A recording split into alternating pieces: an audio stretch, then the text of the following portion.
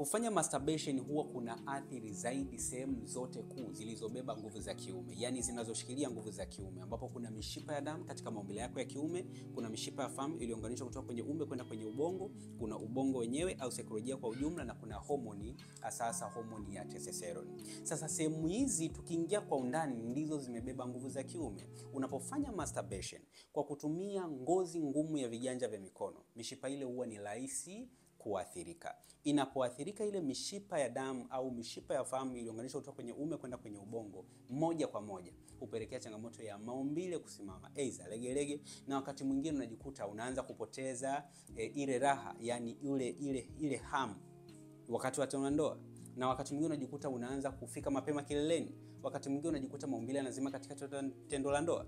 Kwa nini? Kwa sababu ile mishipa imepoteza uimara wake.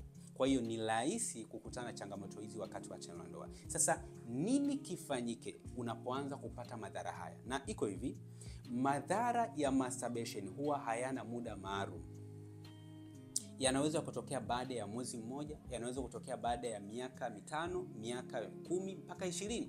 Kwa hiyo haijalishi ulifanya masturbation miaka mingapi nyuma, muda wowote unaweza kuanza kuona madhara ya kufanya masturbation. Cha msingi ni hivi, unapoona athari hizi zinakutokea, jambo la kwanza kulifanya, unatakiwa ujikite zaidi katika kufanya mazoezi. Mazoezi gani? Ni mazoezi ya Kegel.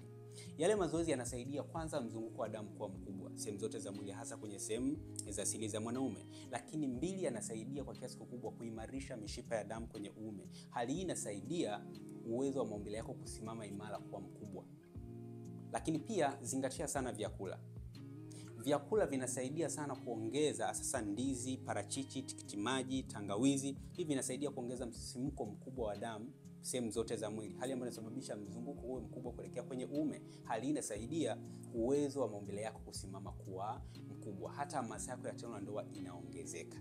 Kwa hiyo hakikisha unafuata haya niliyokuelekeza, alafu tuliza ubongo wako, kwa sababu msisimko wa kihisia wa mapenzi huwa unaanzia kwenye kichwa.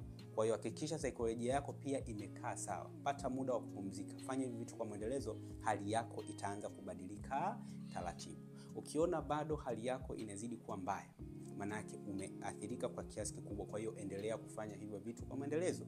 Ukiona bado imeshindikana kabisa, basi hapo tafuta ushauri. Unaweza ukachukua namba kwenye bio, nitakushauri nini cha kufanya na utarudi katika hali yako ya kawaida. Kupona inawezekana. Karibu.